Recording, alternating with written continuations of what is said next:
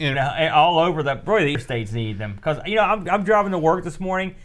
The speed limit in America in our roads is 70 miles an hour, right? That's American speed limit. And I don't know what that is in kilometers. You'll have to do the math. Yeah. So if you aren't driving at least 85, you're an old woman. That's true. They're just killing it out Especially in Kentucky. And then what happens if someone takes an eyedropper, right? Well, or an eardropper or an eyedropper, and they put one little drop of water on the road, it's a 50-car pileup of certain doom. That's true. It's because people are out of control. They're crazy out there, So we could use a Robocop style mech to just, if you see a guy go 85.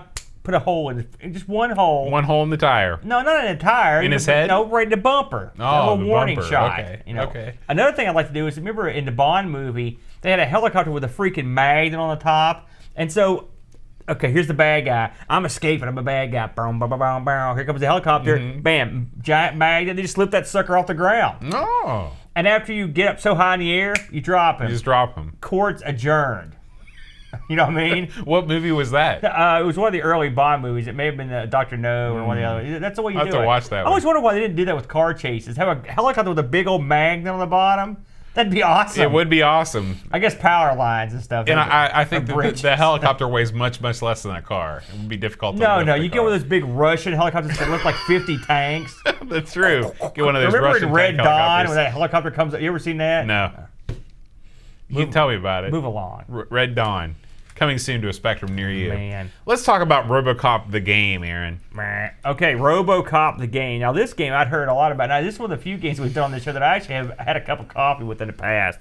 So, year of release, 1988. A year before I graduated from high school. I was 7. Oh man, yeah, way to be young, boat.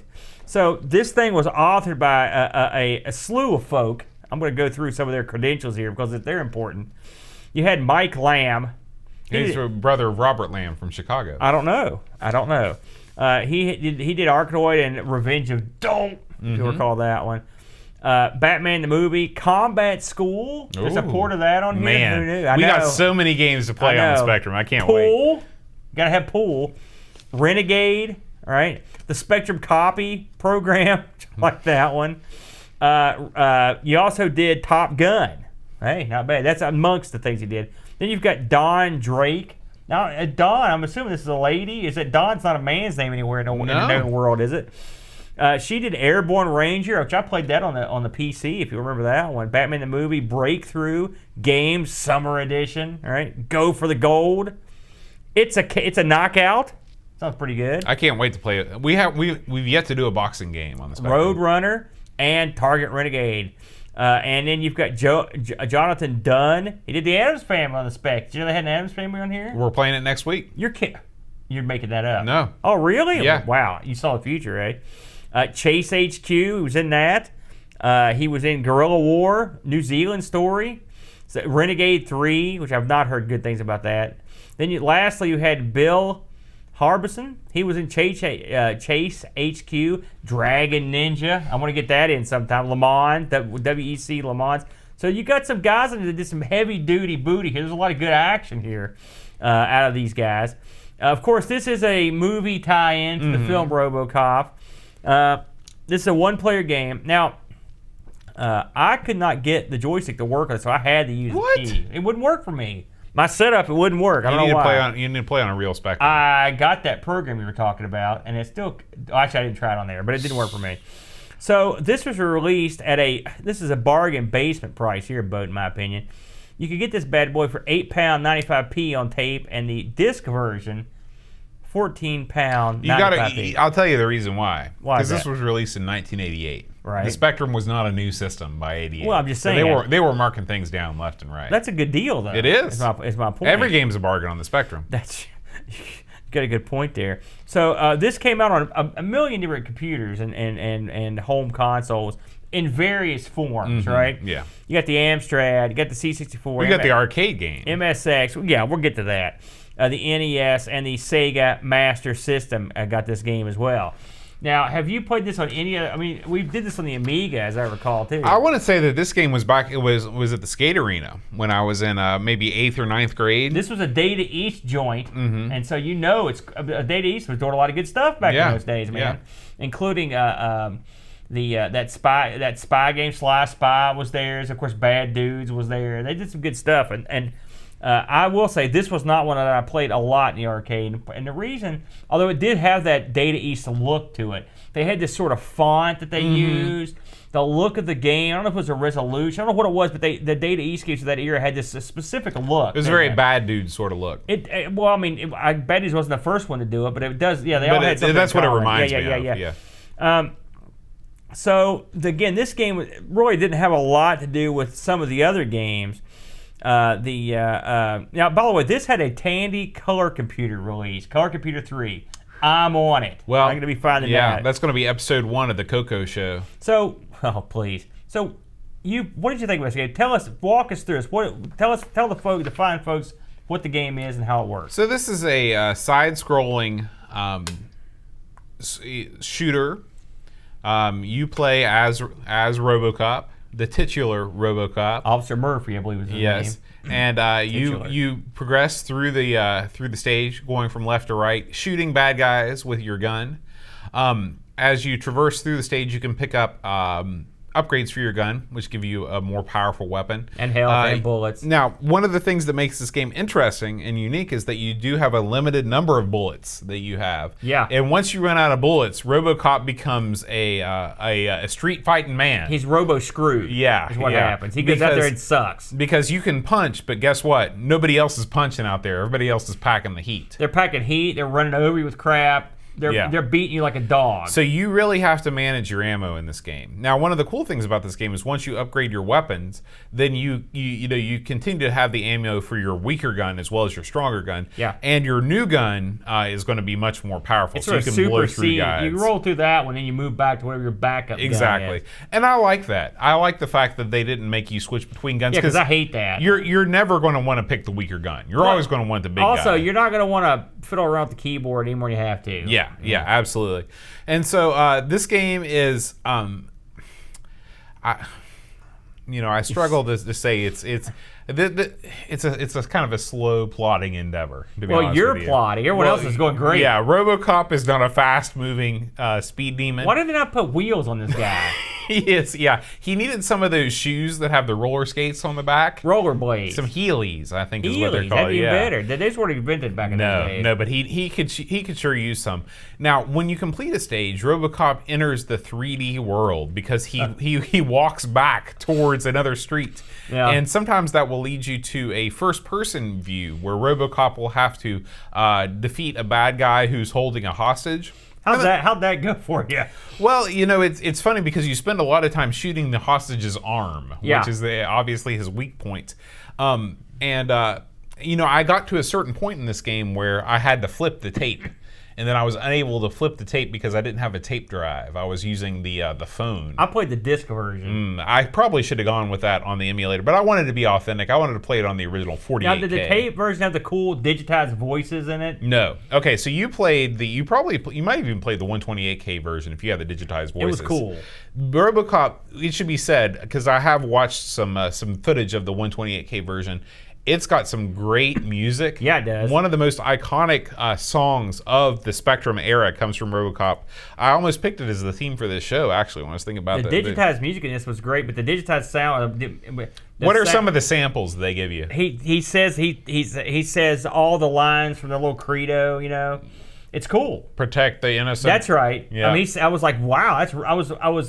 I was messing with this at work a little bit, and my buddy was there. He goes, "Are you watching Robocop?" I'm like, "No, I'm playing Robocop." Wow! He was like, "Oh!" And then he looked at the screen. He was like, "Oh!" Well, now wait a minute. I'm going to stop you right there. This is a finely detailed game. Listen, is it monochrome? It is. All right, with the exception of the background colors aren't black and white. Sometimes they're blue or red or whatever. But I mean, the detail work, and this is totally fine. Even the cracks in the windows and the walls, the little windows of the shops have sail on them. There's stuff in there. You know what this is reminiscent of? Is playing a game on the classic Macintosh. It is. Not the first time we've made that comparison either. Everything is now listen, is this an easy game, Boatster? No. Absolutely no. I could not get past the 3rd level. But it's detailed. It plays, my biggest problem with Robocop is the same as it was in the arcade. I couldn't jump. And so you just basically, Robocop's effectively a walking tank. Yes. And so you've got to go on the assumption. He moves at the speed of a tank, too. You've got to go through this game knowing you're just going to get smashed a lot. There's nothing you can do about it. Eat it, jerk. You're going to take it. And so when you can't actually avoid stuff, all you can do is try to shoot the guys that are shooting you as quickly as possible. Something else that drove me nuts is you can only walk backwards to a certain point. So if there's a dude up at a window that's blowing you away and you're like, I'm going to go back and get that guy, you can't. What I've discovered about this game is that you just need to move through the stage as quickly as possible.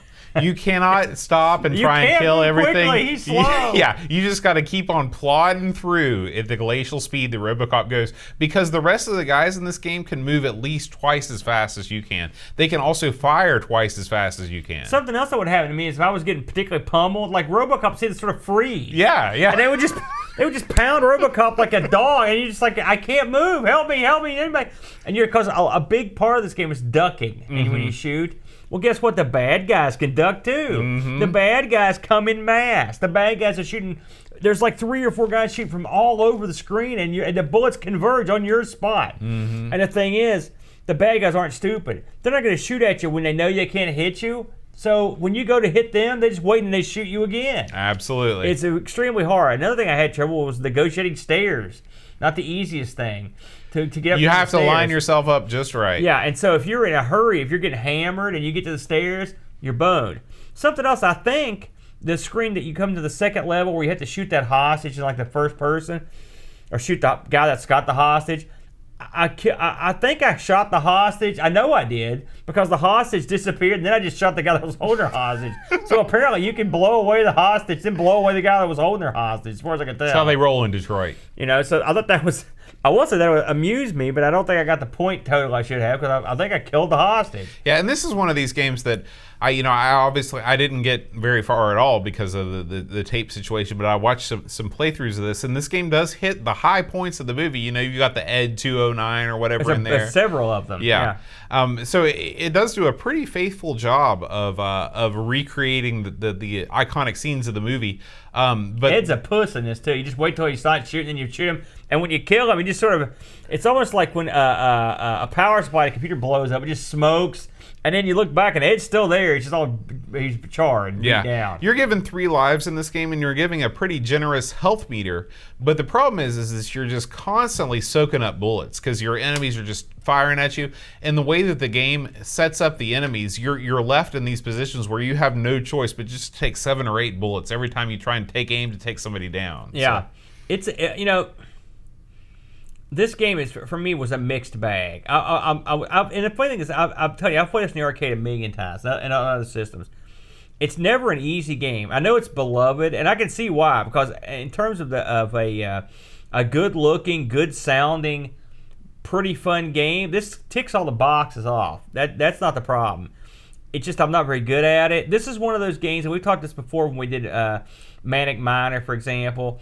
It's one of those games where if this is the game you had for the month, you would become a master of this game. And so when I've got a week, and we play these games over a week, and when you're playing it, maybe you have 3 or 4 play sessions with it, you're not going to become the master of this game like someone who has this as their only game for a month.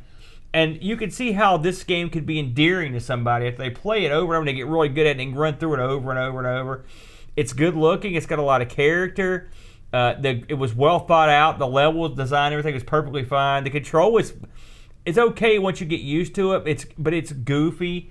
It's sort of like if the Turrican guy was real stiff, basically, and slow. Yeah. Yeah. He's real. I mean, Robocop. To me, it seems like Robocop is less effective than a normal man. Well, judging from the enemies in this game, you're 100% correct. Because the enemies in these games are doing circus tricks and they're jumping all around. The only advantage these guys, he can take a crap load of shots and not die. But I mean, otherwise, everyone else, like you said, they're going up and down. They're crazy. Yeah, give me normal cop any day. What I'd like to have is like one of the bad dudes in this game then you could get something Oh done. yeah, But or maybe have RoboCop in their game. Mm-hmm. But he's too slow, and the inability to jump. And I know RoboCop probably weighs a lot because of all that machinery that's in him. I wonder what he cost. Remember back in the day when they had the toilet seat on the space shuttle cost like $12,000 bucks? Mm-hmm. Can you imagine what the state wasted on RoboCop? Oh, well, that's why Detroit went down the tubes. They were on their way back up until they built RoboCop. Whenever the government gets people to build stuff for them, they pay them they fleece them every time. Mm-hmm. You can see where there's one RoboCop. They built one guy. That's it. It's like, listen, we can't afford to force a RoboCop to get one guy. Don't break him. They send this guy out in the world. Mm-hmm. But overall, a fun game. It's really tough. A real tough game. Well, our buddy Duncan Stiles, Amigos contributor, did a side-by-side of RoboCop on the Spectrum and the Amstrad CPC. Ooh, and it's immediately apparent that on the CPC version, RoboCop moves much more like a human and much less like a tank, like a Sherman tank. He's marching. He's moving down through the level. It looks like the Amstrad, in this particular case, is the clear winner between the Spectrum and the Amstrad version, although I believe that the Spectrum version was released first. So I think the Spectrum is sharper looking. I will say that if you look at the detail between the two. I mean, look at the Spectrum where you got the windows are broken. Oh yeah, there's cracks in the thing there. The Amstrad version is not as attractive, but it's in color and it moves quicker. It moves quicker. It's really, I think it's more a matter of taste. Yeah, absolutely. So make sure you check out our Amigos Retro Gaming channel on YouTube if you haven't, to check out that comparison video. And thank you, Duncan, for doing that. We should mention now. We can go ahead and get into some of the reviews and whatnot on this thing, because this game was, as you can imagine, was heavily reviewed. So, the World of Spectrum, where of course I get all of my scores to start off with, 8.34, a lofty score indeed. Crash gave this a 92%. CVG gave it a 95%. Sinclair User at 94%. Your Sinclair 8 out of 10. Ace 807 out of 1,000. I love that. The Game Machine gave it 81%, and Crash gave it the Crash Smash Award, and Computer and Video Games named it the Game of the Month. So it was very well received. It's also one of the biggest selling games of all times on the platform. It was number one on the Spectrum sales charts for a year and a half. Wow. Think about that. That's very impressive. So the Ocean, and of course the story of this game is sort of famous, where Ocean sort of crept in and got the license before anyone knew what RoboCop was. Mm-hmm. And then by the time RoboCop came out, it was a big old hit. Well, heck, they were ready to rock and roll. Yeah, that was a very shrewd move. Yeah, that's definitely the way you do it. We did get some reviews on our Discord channel. This first review comes in from Chris Folds. He says, strangely fun. On the Speccy, This game is slow to play compared to the arcade and C64 versions, but for some reason the drop in speed makes it more playable for me. I don't think it really deserves the high World of Spectrum score or sales records, but a solid and fun game, 7.5 out of 10. And Graham W. Vebke says, it's rare for a licensed movie title to be a decent game, and I see why many people enjoy this game, especially with the digitized voice. It plays well, has a decent tune playing, but at times I couldn't see the bullets due to the color clash on the wider blue, which is a shame, because it's fun otherwise. 7 out of 10. It didn't matter if you could see them or not, they're going to hit you. They are. I will say I eBayed this sucker to see if we get any action. If you want a tape of this game, $9 to $12 to take it to the house. So it's selling for more than it did originally. Now, the big box, the big disc, bopper, you're looking $19 to $33. In fact, a $32 I think was still sealed. So this is one of those things where I'm sure it's appealing to both Spectrum fans and RoboCop collectors. I think the box actually had a RoboCop poster with it. Ooh, poster, nice. Well, Aaron, I just want to remind everybody listening out there that if you like the show and you want to support us, you can go to patreon.com/OurSinclair. And I do want to thank those people that are staying up late with us tonight in the chat. Picard 2005. He was here from Jump Street. Yeah, he's over in Finland, man. It's like 4 in the morning there. Pac Billy is here. Duncan Stiles. Pixels at Dawn. Vamped Amiga was here. Retro Man Cave stopped in. So thank you guys so much. We record this show normally every Friday, but next Friday we're taking a week off because we're going to be in New York doing some Amiga stuff with Amiga Bill from the Guru Meditation. New York City, can you believe that? It's going to be wild. Taking the Spectrum to New York. Now here's the goal for our visit. Can we find anyone selling Spectrum items in New York City? We're gonna try. Maybe Amiga Bill has the inside info. He's the on where man to with go. the plan. Yeah. I know we can find Amiga stuff, Bill.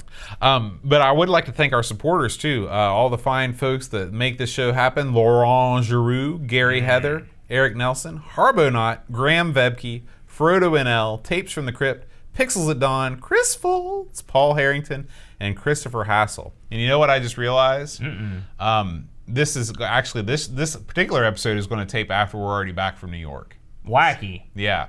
So forget all that. We're going to be back on schedule next Friday, and you know what we're going to be playing? The Addams Family. I'm tingling in anticipation. Oh man, another beating for me. So we're going to be playing the Addams Family next week. Thanks to our Clives Club members on Patreon that choose the game for us to play every week. We really appreciate it, and thank you for listening. Until then, keep on playing the Spectrum. I was trying to be clever. Man, you suck. Keep on pressing that rubber keyboard. That's horrible, Boat. Until then, rewind tape and press play. Well, you already botched that one. Well, Buster. you know, that's how it goes. What were you trying to do? I was trying there? to say, remember to keep on. Why do you want to say my line? You're the one that gave me the line. I didn't really. It was Boss Man that gave you the line. Boss Man. Listen to the Boss Man. Make you feel like you want to. Or maybe not. You ready to do a couple hours of Spectrum streaming right now? It's time to go home. It's 8 o'clock. My kid's waiting for me. He's not waiting for you. He's on the cot watching cartoons. No. No, he's at my mom and dad's. No, no cot over there. Not a cot. You act like I keep him in a cave or something. No, he's on the cot in front of the TV. You should have seen Luke wail on this kid in jiu-jitsu last night. This kid's bigger. He's an orange belt. He's an advanced belt. He's older. He's like 50 pounds in the boy. They lock up. You know, this kid's jockeying for position. Bam, Luke gets behind him. The kid tries to throw Luke. Oh, he drops to his knees. Luke gets his back. Luke gets the hooks in. He's got the backpack I love position. when he gets the hooks in. And the kid, this big mammoth son of a gun, he's the sensei's kid, right? He turns over on his back. He puts his full weight on Luke, right? He's trying to smush him. Right. Luke's in there tenacious. He's tenacious, Bode. He won't let go. So finally, Luke slips his hips to the side to get on top of the guy with a full mount. The kid turns, and when he turns, he rears up and he hits Luke with his head right in the chin, right in the chin. Ooh. Luke, he stops for a minute. I see the tears start to well up, and then the fire. Oh, yeah. he starts hulking up. He rips the shirt off. Yeah. He does the thing, and then he grabs his kid and starts whooping that tail. And that was Right to the face. Just punches right to the face. Buzzer rang. And he humbled this kid. He made him humble like the Iron Sheik, and the kid demanded a rematch. They were out of time. He was out of time. Saved by the bell. I've never been so proud. I grabbed him. I jumped. I jumped up and down. It was glorious, Bo. It was great. He's going to be an arm-breaking, choking machine. Let me tell you, what's the newest story with this guy, the guy with the Gracie tattoo? He's a real stud. He's a death machine. He's a good teacher. I think that's one of the reasons that the kid's gotten so aggressive. Between the two senseis, you've got sort of like the good cop, bad cop. It's perfect. Perfect. Jiu-jitsu. I got tomorrow is the All-Star game, the last game of the year. And then we're going full bore back into jiu-jitsu. This kid's going to be a project. He's going to be out there. He's going to be breaking necks and cashing checks. That's what I want right there. Boy. Yeah. Hopefully in that order. I'm going to manage him someday, like Jim Cornette. I'll come out with a tennis racket. There are a lot of jiu-jitsu stars with managers. Man. And when the match isn't going his way, crack! That's right. When the judge ain't ring looking. interference. Hey, judge, what's the time? When the judge turns around, you crack on the head. Hand him the fork. Can you imagine getting in a full mount, the judge ain't looking, you pull it out of your gi and just start carving into his forehead? I don't have to imagine. I live that. This is what we're going to do in Panza. That's how I'm going to give you the fork. I'm going to give that guy the fork. One of his moves. Start jabbing it in there. This is a good time. We had a good fun tonight, didn't we? Yeah, well, it's because I drank about 2.5 bottles of rum. Ricky DeRocher in the house. Ricky, nice to see you, man. Graham W. Vedke. You know, I was all ready to do a big Spectrum stream with Aaron, but he's got to go. I'll listen to you. You know, you got to give Picard credit. He was here when we came on. Yeah. He's been here all night long. How long have we been running now? About 3 hours, 3 hours, 11 minutes. Not bad. Yeah, and you know, I didn't realize that Picard was in Finland. We don't have a lot of Finnish people. Actually, I guess we do. On the Discord, we got plenty. Graham, I hope you're feeling well, my friend. Keep on fighting the good fight, brother. Picard, why are you showing that picture of my arm? Look at that. We got Heck Yeah fishing TV subscriber in the I house. love, yeah, anybody that's a fan of fishing TV, Let me tell you something, fishing man. You could say hell in here. We're okay with it. We're adults in the old chat room. You can say hell, poop. You can say that. Just like when the WWE got edgy, they just scream out ass. When they first allowed guys to say ass, people would say it and they'd look at the camera like, yeah. ass. I remember that. It was always so funny. Yeah. You ready to take it to the house? Let's take it to the house. All right. Good night, everybody. We'd stay all night. We love you. We love you. Thanks for joining us. We'll see you in New York City. Oh, yeah. We should do the Mega Powers handshake at the end of everything. Remember that? Nope, but I'll do it with you right now. No, you got to look it up. We'll do it next time. All right. Bye, guys. Bye.